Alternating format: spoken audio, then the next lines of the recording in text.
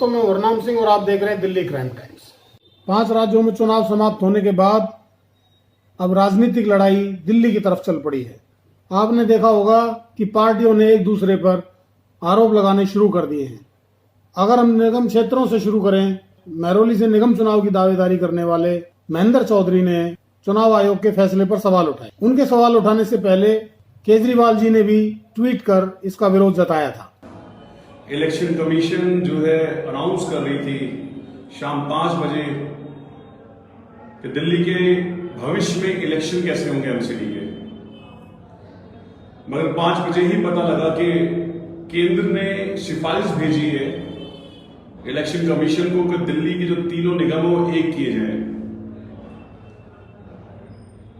हमारे सर्वे हमें बता रहे थे 272 में से 250 सीट हम जीत रहे थे। दिल्ली की जनता में उत्साह था। भाजपा ने अपनी हार मान ली है कि दिल्ली नगर निगम उनके हाथ से चला गया है, ये सिद्ध कर दिया आज उन्होंने। और मुझे पूरा यकीन है, अभी तो 272 में से 250 आ रही थी, अब 272 की 72 सीट आएंगी। जो हमारी दिल्ली की जनता इतनी क्रोधित है, इतनी रुष्ट है इन लोगों से, इसका जवाब जरूर देगी। उनके विरोध उठाए जाने के बाद लाड़ोसराय से दावेदार जनता पार्टी के सेजवाल ने उनका जवाब देते हुए उन्हें भी कटघरे में खड़ा करने की कोशिश की। नमस्कार साथियों, मैं देवेंद्र सेजवाल भाजपा के काम कार्यकर्ता हूँ महरौली विधानसभा से। कल मैंने एक इंटरव्यू देखा, हमारे महरौली क्षेत्र के आम आदमी पार्टी के सामान्य से नेता था। वो बड़े रोने रो रहा था कि मोदी जी ने जो है संस्थाओं पे कब्जा कर लिया है, यहाँ तक कि चुनाव आयोग को भी अपने अनुसार चला रहे हैं। मेरी एक बात समझ में नहीं आ रही, जब भाजपा जीतती है तो संस्थाओं पे कब्जा हो जाता है, लेकिन जब आम आदमी पार्टी दिल्ली में जीतती है या पंजाब में जीत रही है तो वो संस्थाएं स्वतंत्र रूप से काम करने लगती है। अब दिल्ली का चुनाव, यदि चुनाव आयोग किसी सुझाव पर कुछ समय के लिए पोस्टपोन कर रहा है तो उसमें भाजपा का क्या रोल है? ऊपर जो कह रहे हैं हम तो 250 सीट जीत रहे हैं, अगली बार 260 जीतेंगे। तो मेरे भाई, अगर जो आप 260 सीट या 250 सीट एमसीडी में जीत रहे हो तो आपको जो है इतनी परेशानी या जलन क्यों हो रही है? जीतने वाला तो कभी नहीं खिसियाता। ये आपने तो कहावत साबित कर दिया कि खिसियानी बिल्ली खंबा नोचे। भैया ऐसे नहीं होता।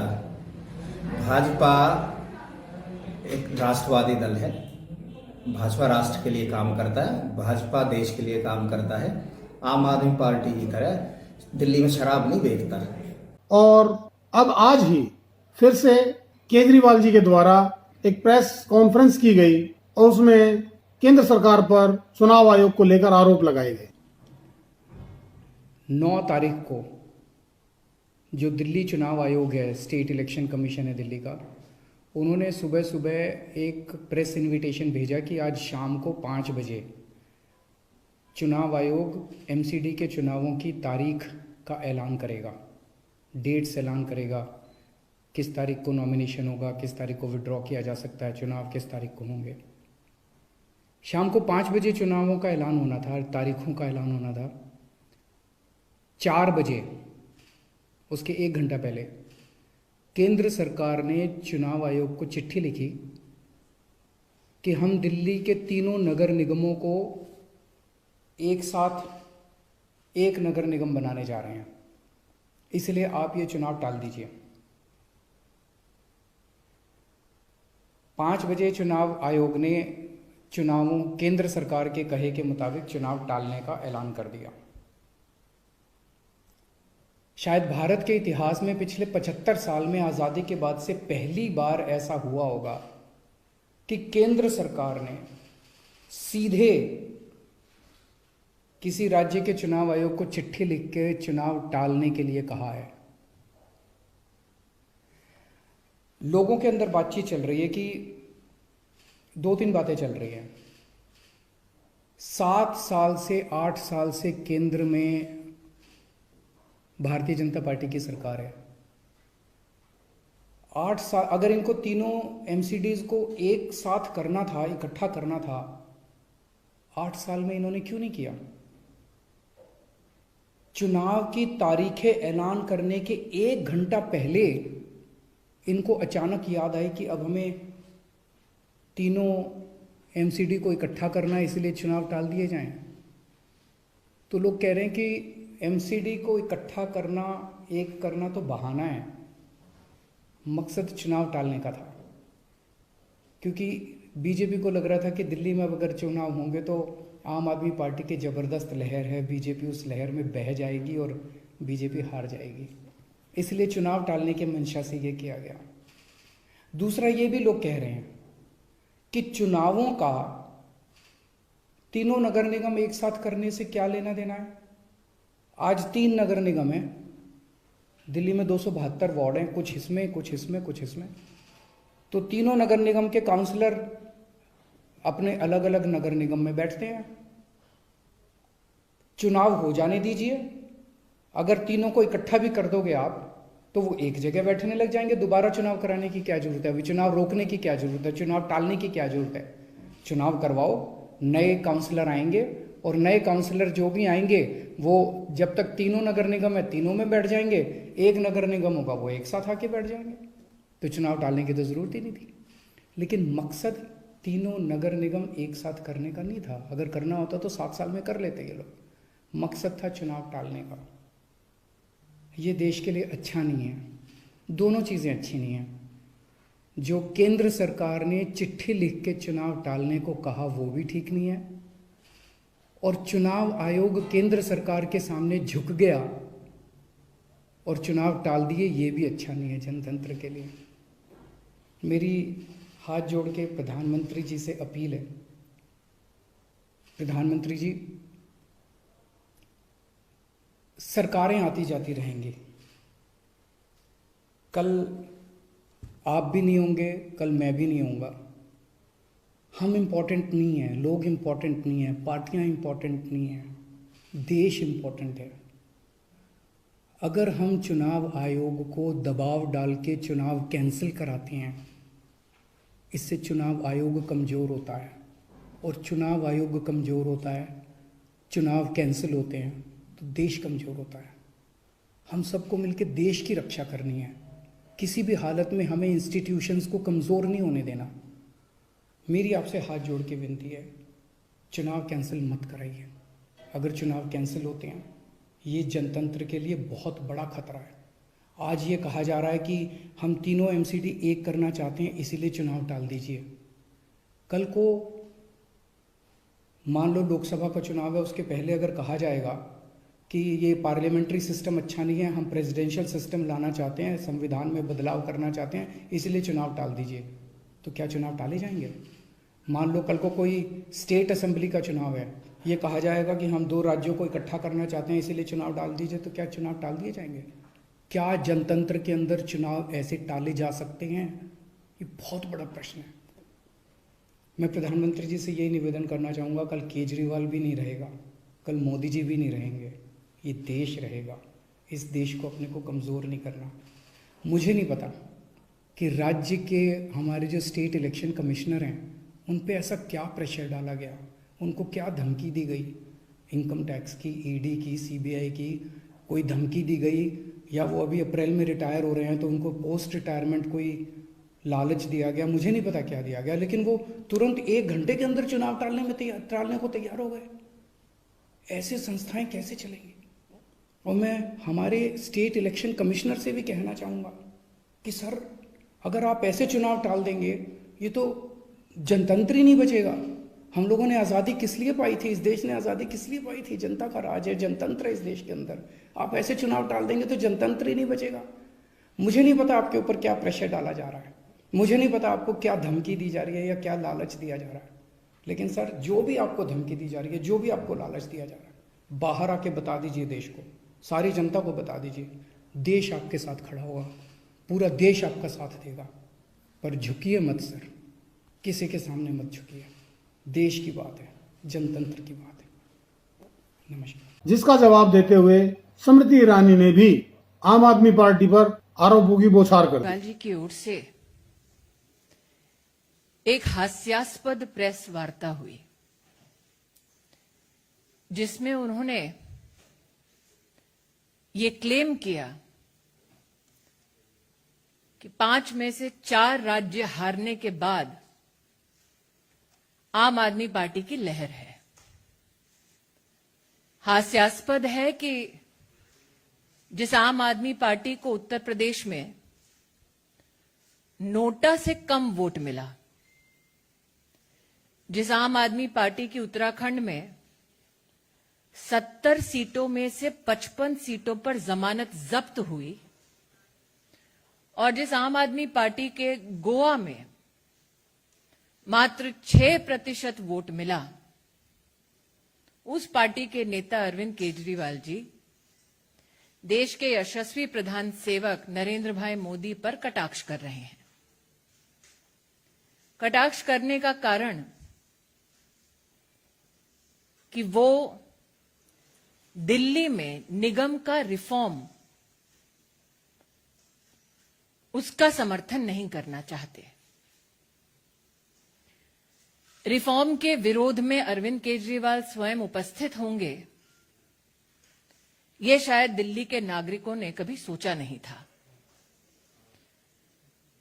लेकिन दिल्ली के नागरिक वो नजारा भी देख चुके जब अरविंद केजरीवाल जी ने स्वतः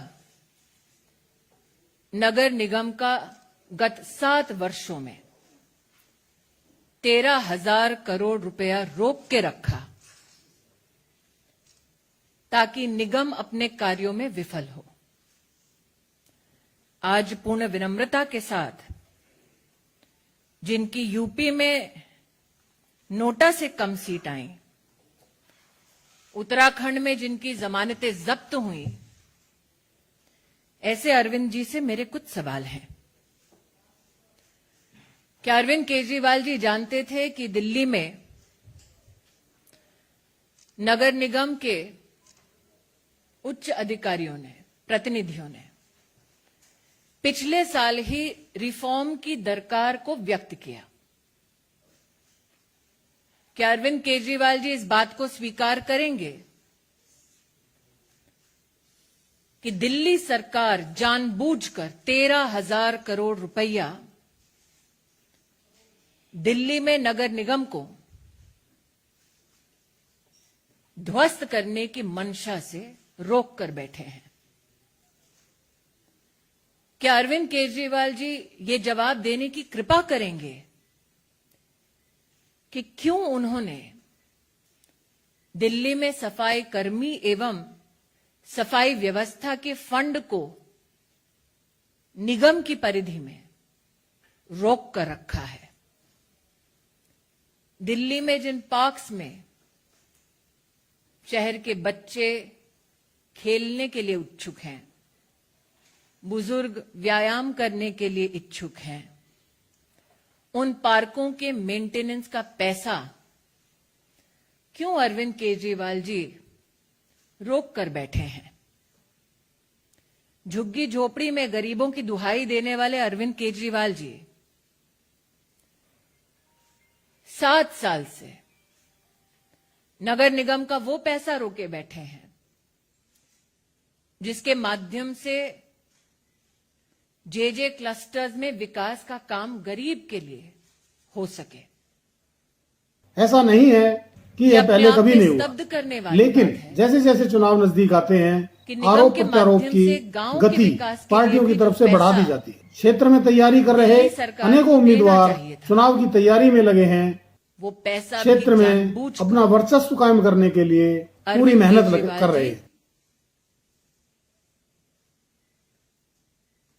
समाप्त कर चुके हैं और उसका विरोध दिल्ली नगर निगम की ओर से कई बार उनके समक्ष हो चुका है। हम सब जानते हैं कि कम्युनिटी सेंटर्स में गरीब चाहे किसी भी समुदाय का क्यों ना हो, परिवार में बच्चे के जन्म का उत्सव मनाने का प्रयास करता है। गरीब की बेटी का ब्याह ऐसे कम्युनिटी सेंटर्स में हो, ऐसी अभिलाषा समाज में रहती है। निगम के माध्यम से ऐसे कम्युनिटी सेंटर्स में सेवा देने का प्रयास होता है, लेकिन अरविंद केजरीवाल जी कम्युनिटी सेंटर का पैसा भी रोक कर बैठे हैं। वो सड़क, वो गली जो किसी गरीब के घर तक पहुंचती है, वो सड़क ना बने, गली में खुली सुएज बहती रहे, विकास का निगम के माध्यम से काम ना हो, अरविंद केजरीवाल जी वो पैसा भी बंद कर चुके हैं।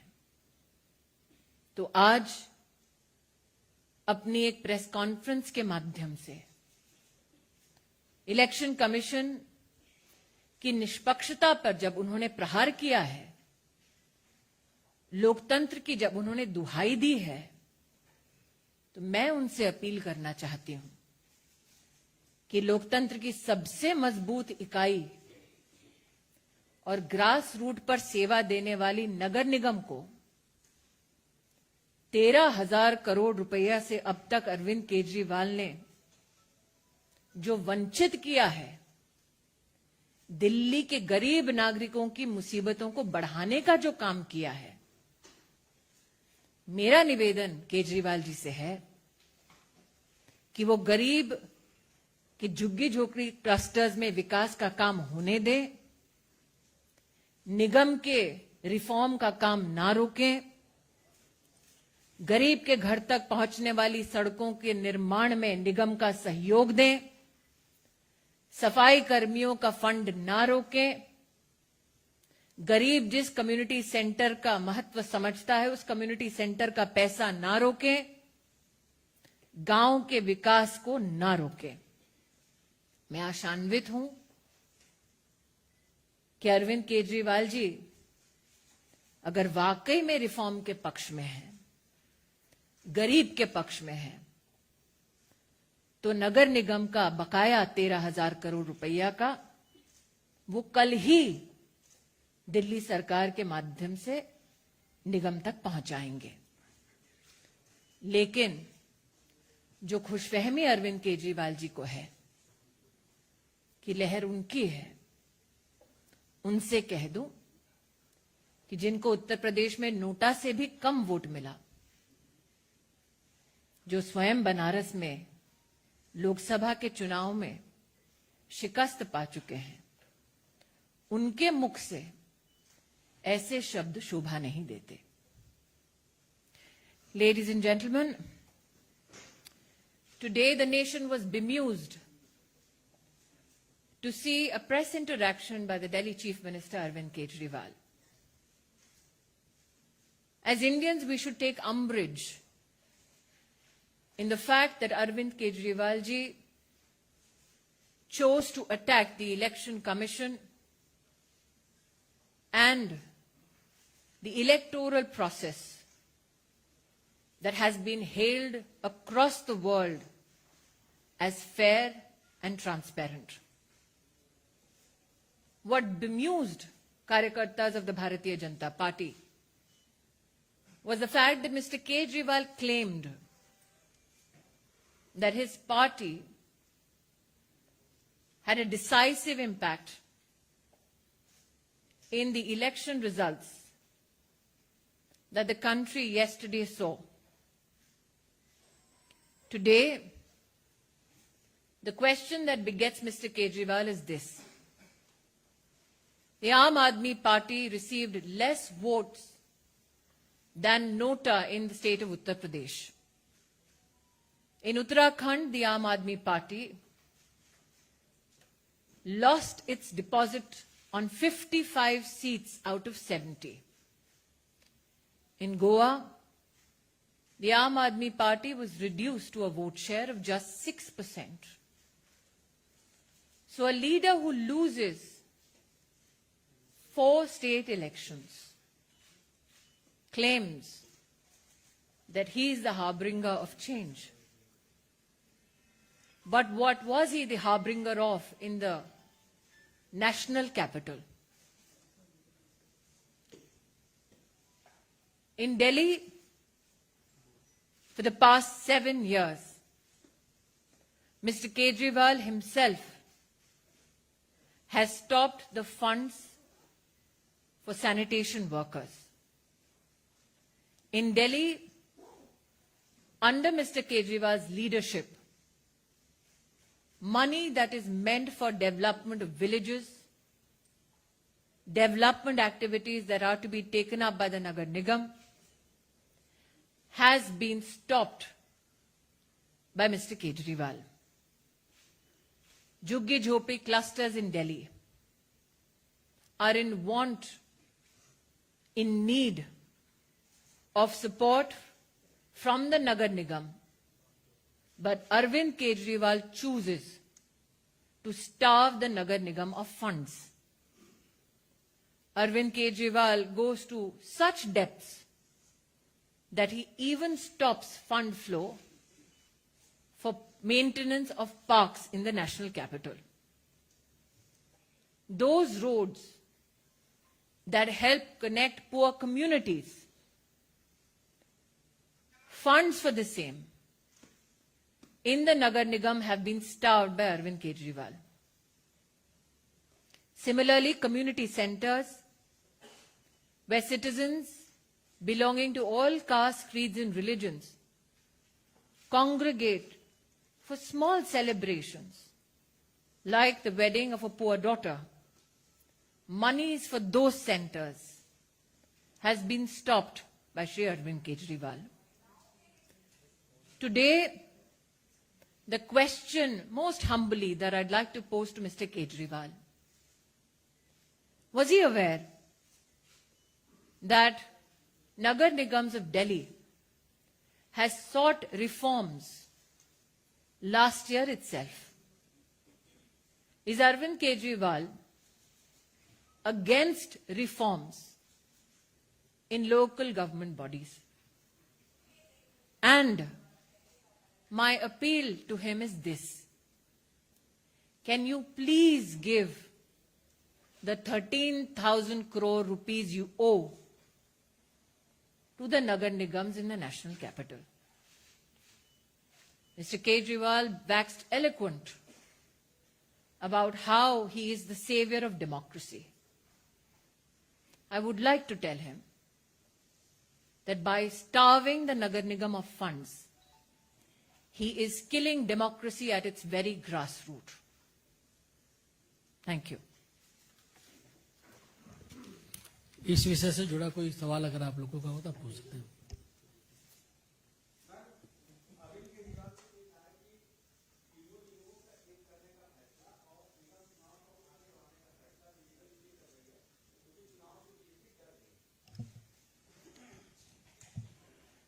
अरविंद केजरीवाल जी के पास आज भी इस बात का जवाब नहीं कि 13,000 करोड़ रुपया वो जानबूझकर क्यों रोककर बैठे हैं निगम का।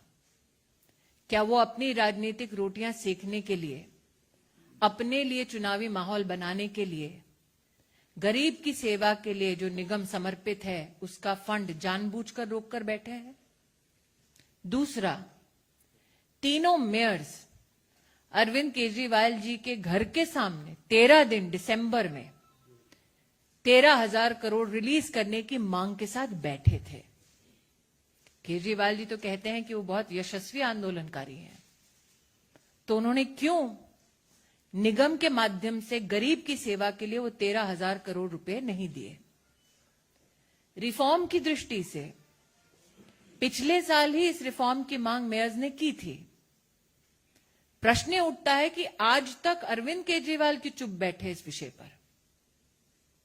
और जैसा कि मैंने कहा, हास्यास्पद है अगर उनको लगता है कि 55 सीटों पर जमानत जब्त होने का मतलब उनकी लहर है। हास्यास्पद है अगर उनको लगता है कि यूपी में नोटा से कम वोट आना उनकी लहर का संकेत है। मेरा प्रश्न एक बार फिर वही है, निगम के आर्थिक स्वास्थ्य के लिए क्या अरविंद केजरीवाल कल 13,000 करोड़ रुपया जो बकाया है निगम का उसको रिलीज करेंगे? क्योंकि तो अपील उन्होंने की ना कि पार्टियां आती हैं जाती हैं, देश रहना चाहिए। तो देश की राजधानी के साथ इतना बड़ा अन्याय क्यों कर रहे हैं अरविंद केजरीवाल? देवेंद्र प्रसाद, इंडिया टीवी।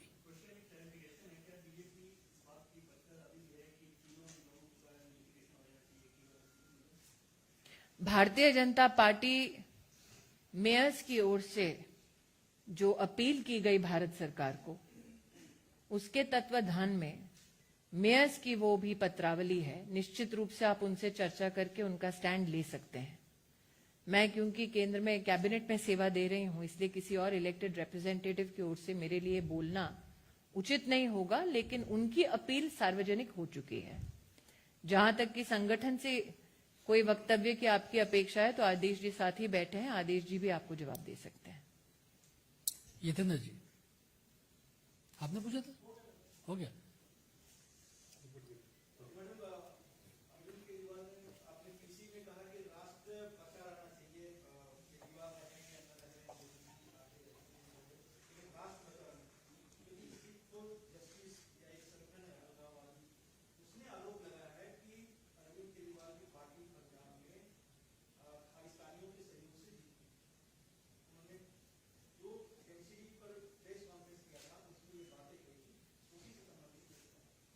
मैं इतना ही कहूंगी रविंद्र जी, रात को निश्चित रूप से सुधीर जी इस पे कोई स्पेशल करेंगे, तो मैं भी उस स्पेशल को देखूंगी। शैलेंद्र जी, एक सेकंड।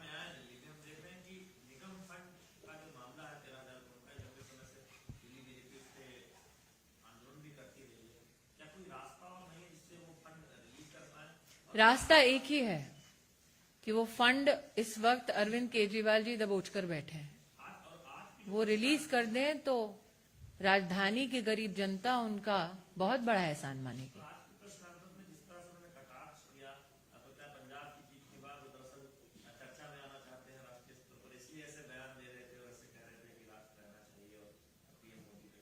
अरविंद केजरीवाल जी के कथन पर निर्भर नहीं करता कि राष्ट्र रहेगा नहीं रहेगा।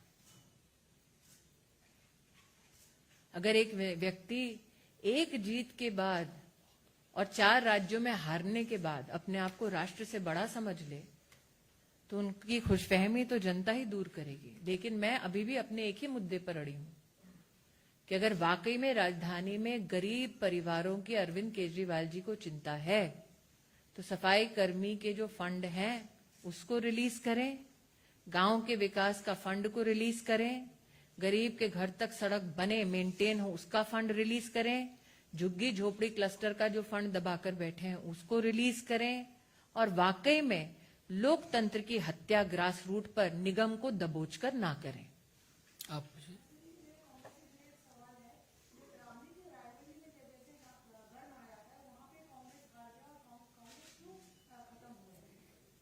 इसका जवाब आपको गांधी परिवार देगा। हाँ।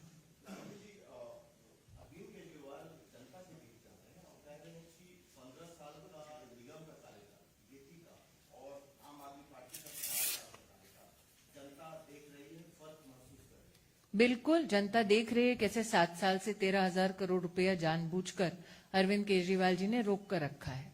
इसीलिए अगर आप जाना चाहते हैं जनता के मध्य में, अगर आप जनता के मध्य में जाना चाहते हैं, तो भारतीय जनता पार्टी के कार्यकर्ता भी जा रहे हैं जनता के मध्य में। और अगर जनता के मध्य में जाकर आज दिल्ली का रोष देखना है और विशेषतः महिलाओं में देखना है, तो अरविंद केजरीवाल जी की शराब नीति को ही देख लीजिए। सड़कें और पार्क तो ध्वस्त कर रहे हैं, परिवार भी अब ध्वस्त कर रहे हैं। Amit ji,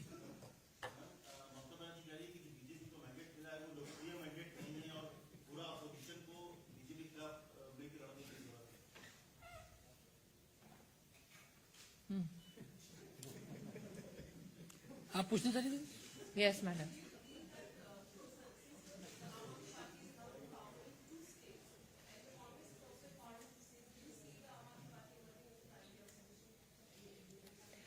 I am absolutely delighted at whoever wants to take up the space of the opposition.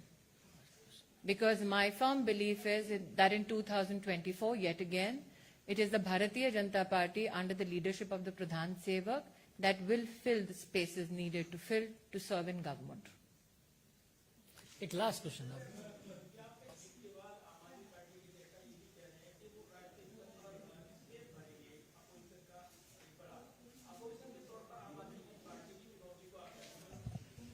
मैंने जैसे कि उस महिला रिपोर्टर से कहा कि विपक्ष की कोई भी सीट कोई भी भरना चाहे, मुझे उससे कोई आपत्ति नहीं है। जहां तक कि आम आदमी पार्टी के नेतृत्व का सवाल है, मैं आपके माध्यम से, और आप एक वरिष्ठ पत्रकार हैं, आपके माध्यम से एक ही अपील करती हूं, स्पेस भरेंगे नहीं भरेंगे वो मुझे नहीं पता, नगर निगम के बैंक के खाते में 13,000 करोड़ रुपया भर दें। धन्यवाद। बहुत बहुत धन्यवाद आपका।